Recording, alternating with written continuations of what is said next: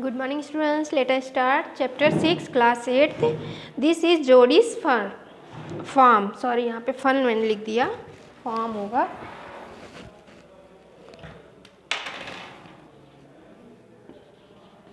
ठीक है. तो यहाँ पे आपको इस स्टोरी को सुनाने से पहले मैं कुछ आपसे ही पूछना चाहूँगी. हम लोग अक्सर क्या करते हैं, अगर हमें चोट लग जाती है या कुछ कट हो जाता है या जल जाता है हाथ वगैरह, तो हम लोग घर पे क्या करते हैं, सबसे पहले हम फर्स्ट एड का यूज़ करते हैं ना. तो क्या करते हैं, अगर कटता है तो डेटॉल पहले यूज़ करते हैं, क्लीन करते हैं, उसके बाद उस पर मेडिसिन लगाते हैं, ट्यूब जो होता है उस चोट से रिलेटेड है ना. और उसके बाद क्या करते हो, पट्टी करते हो. अगर जल गया हो तो ठंडी चीज़ें कोई, जैसे पेस्ट वगैरह कुछ, जैसे टूथपेस्ट होता है, वो किस लिए यूज़ करते हैं हम लोग, जब जल जाता है कहीं तो वहाँ लगा देते हैं, तो हम लोग को वहाँ से रिलैक्स फील होता है. तो इस चैप्टर में भी कुछ ऐसा ही है, लेकिन यहाँ पे मतलब चोट वगैरह नहीं है, कोई ऐसी चीज़ है जो आप पढ़ेंगे. इसमें क्या है, स्नैक्स से रिलेटेड है. कैसे कि यहाँ पे जो जोड़ी होता है वो मेन, इसमें छोटा सा बच्चा होता है, उसके फादर को क्या होता है, एक स्नैक होता है जो उसका नाम होता है रेटलेस स्नैक. तो ये काट लेता है. काटने के कारण इनको क्या करना होता है, एक डो होता है, डो को मार देते हैं, उसके लीवर और हार्ट को अपने उस चोट पे लगा देते हैं, जिससे क्या होता है कि उससे उसके जहर जो होता है, पॉइजन जो स्नैक काटे थे उसका पॉइजन निकल जाता है, ऐसा इनका मानना है. ठीक है.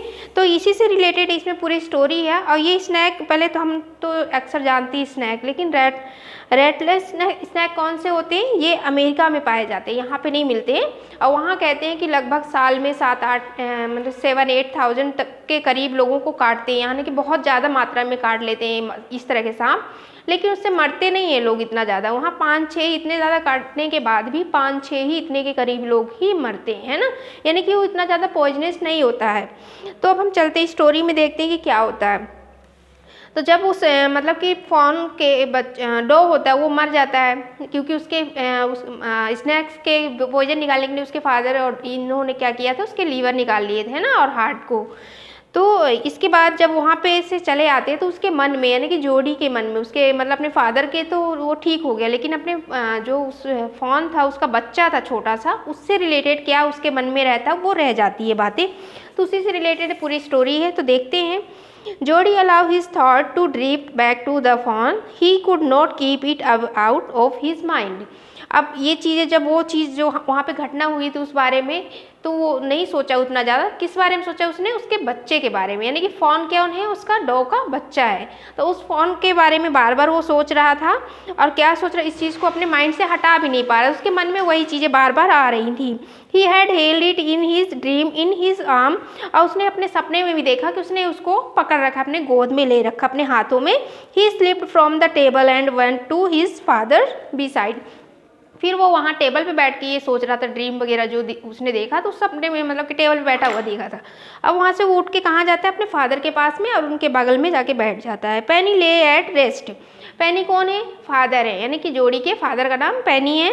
और वो क्या कर रहे थे उस समय, रेस्ट कर रहे थे. His eyes were open and clear. और उसके जो फादर थे तो मतलब देख रहे थे, मतलब कि सोए हुए नहीं थे, रेस्ट में थे, मगर आँखें बंद नहीं थी. But the people's were still dark and delete. मतलब डिलेटेड मतलब होता है यहाँ पे क्या, मतलब बड़ी आंखें, बड़े हो जाना. कौन सी साइड जो ब्लैक होती है आपकी आंखों में ना, वो वाला साइड नहीं, जो वाइट हमारा जो है उसको प्यूपल कहते हैं. तो वो साइड कैसा दिख रहा था, ब्लैक और डार्क, मतलब कि ब्लैक और डार्क बड़ा दिख रहा था, है ना. तो ये इस तरह से, मतलब इसका कहने का मतलब उसने पॉइजन था लेकिन ज़्यादा नहीं था, है ना. Jody said how are you feeling pa. अब वहाँ पे जब गया जोड़ी तो कहता है कि अपने पापा को पा करके कहता है कि आप कैसे फील कर रहे हैं, कैसे हैं. Jody just fine son, old death has gone thieving elsewhere but was not it a close same.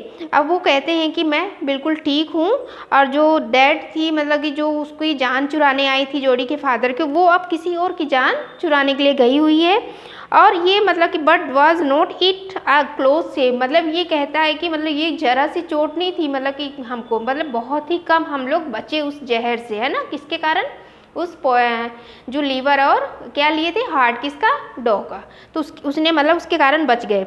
I agree. अब वहाँ पे उस जोड़ी कहता है कि हाँ, जोड़ी भी मतलब उस बात से सहमत है, और उसके फादर कहते हैं हाँ बिल्कुल.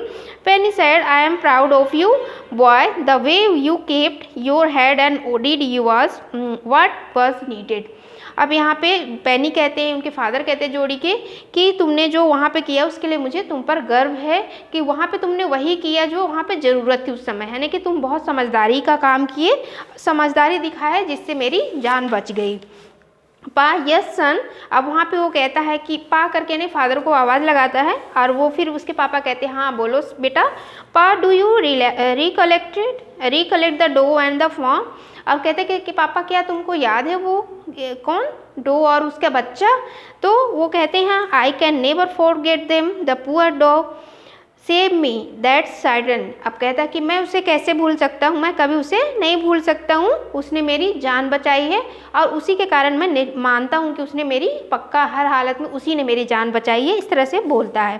पा the fawn may be out there at it might be hungry and very scared. अब वहाँ पे जोड़ी कहता है कि पापा मुझे ऐसा लगता है कि वो वहाँ पे होगा और हो सकता है कि वो क्या पता वहाँ पे डरा हुआ हो या भूखा हो, किस हालत में होगा। तो आई सपोज सो, मुझे मतलब इस तरह से वो बोलता है तो उसके फादर भी उसकी बात पे सहमत होते हैं कि हाँ वो डरा हुआ होगा या भूखा होगा, उस जगह पे इस तरह से हालत उसकी अच्छी ना होगी। फिर पा कहते हैं I am a big boy now. बच्चा बोलता है pa I am a big boy now and don't need to drink milk, why don't I go and see if I can find the fawn. अब यहाँ पे वो बच्चा कहता है, यानी कि बच्चा कौन है, जोड़ी कहता है अपने पापा से कि पापा मैं अब एक छोटा बच्चा नहीं हूँ, बड़ा बच्चा हो गया हूँ, अब मुझे दूध की ज़रूरत नहीं है और मैं क्या मतलब क्यों ना मैं उससे जाके जंगल में और उस फॉर्म को लेके आऊँ, ऐसा वो कहता है। एंड ब्रिंग इट हेयर, मतलब यहाँ पे लेके आऊँ, यहाँ मतलब घर में। एंड रेज इट, और उसे पालूँ, यानी कि उसको पालना चाह रहा है क्योंकि उसकी मम्मा नहीं है, तो अब वो खुद उसको पालना चाहता है, मम्मा जैसे उसकी सेवा करना चाहता है। पेनी ले quite staring at the ceiling. अब पेनी जो उसके फादर थे वो शांत लेटे हुए होते हैं और किधर देख रहे होते हैं, सीलिंग यानी ऊपर छत की तरफ, है ना। बॉय यू हैव गोट मी हैम इन। आप कहते हैं फिर उसके बाद मतलब ऊपर तरफ देखते हुए कहते हैं कि बच्चा तुमने तो मुझे मुश्किल में डाल दिया, मतलब अब मुझे समझ में नहीं आ रहा कि मुझे क्या करना है, उसको लेके आए या क्या करें, है ना। तो it was not take much to raise it pa, it will soon start eating leave and acorns. अब कहता है कि फिर वो समझाता है जोड़ी को, जोड़ी समझाता है अपने फादर को कि पापा इसकी सेवा करने में ज़्यादा नहीं जाएगा, जल्दी वो बड़ा होकर क्या करने लगेगा, लीफ वगैरह जो है वो खाने लगेगा। एकॉर्न एक पेड़ होता है बलूत करके, उसकी पत्तियां इस तरह से वो खाना स्टार्ट कर देगा, कुछ ही टाइम लगेगा, मतलब पालने में टाइम ज़्यादा हमको सेवा की ज़रूरत उसको नहीं पड़ेगी। You are smarter than boy of your age. अब यहाँ पे उसके पापा कहते हैं कि हाँ तुम तो अपने एज से ज़्यादा ही स्मार्ट हो, ऐसे उसकी तारीफ़ करते हैं। फिर कहते हैं we took its mother and it was not be to blame. और यहाँ पे जोड़ी ये भी समझाता है कि मतलब हमने उसके बच्चे को, मम्मा को तो मार ही दिया है, लेकिन उसमें इस बच्चे का क्या कसूर है ना, उसको इस तरह की सज़ा नहीं मिलनी चाहिए। Surely it seem ungrateful to leave it to starve son, I can not say no to you, I never thought I had leave to see another day.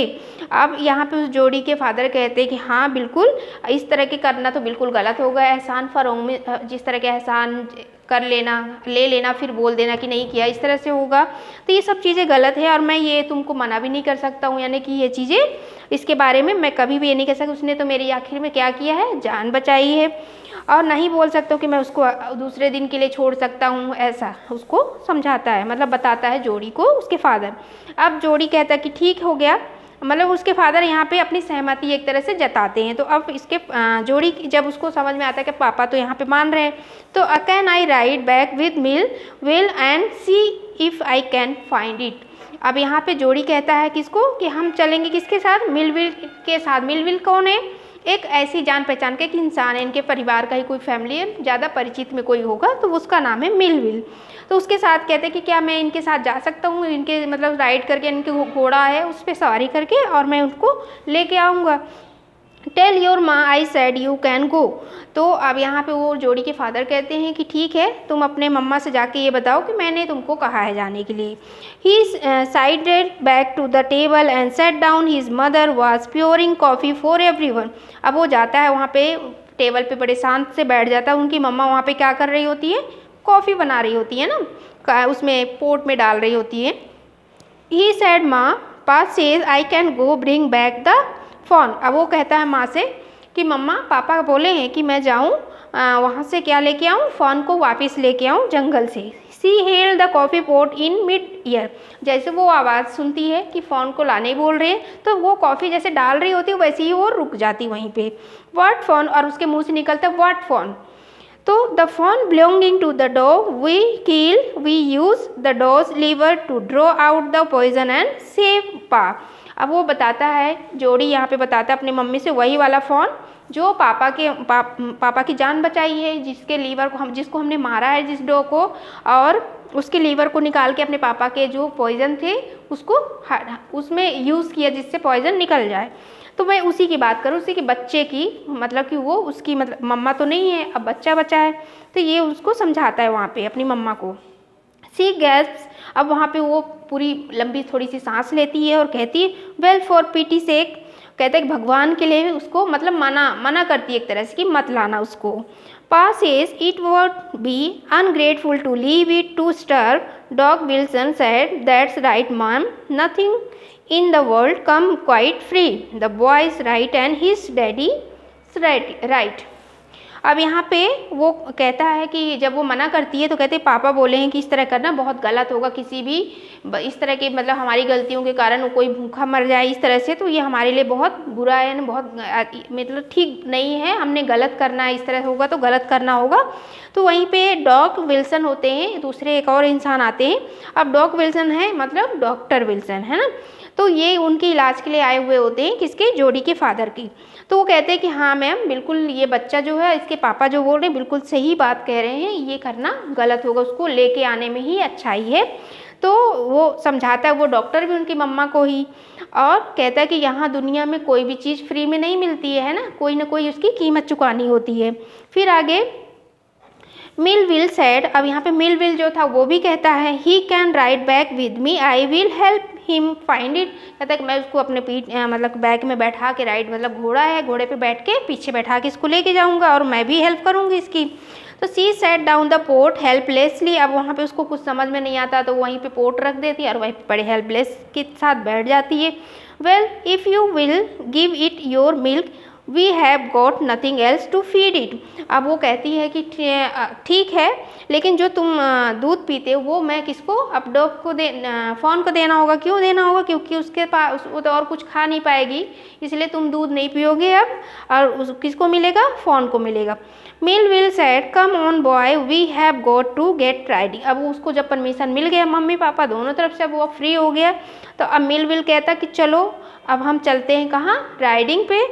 माँ Baxter at ask unexpectedly you will not be gone long. अब वो कहती है, उसकी मम्मा जब जाने लगते हैं तो उसको चिंता होती है, क्योंकि वो जंगल में जा रहे होते हैं, तो चिंता होती है, तो बोलते हैं कि तुम ज़्यादा देर तक मत रहना, जल्द आना। जोड़ी said I will back before dinner for sure. और जोड़ी कहता है कि मैं रात को डिनर होने के टाइम में मैं पहुंच जाऊँगा, मतलब उससे पहले पहुंच जाऊँगा।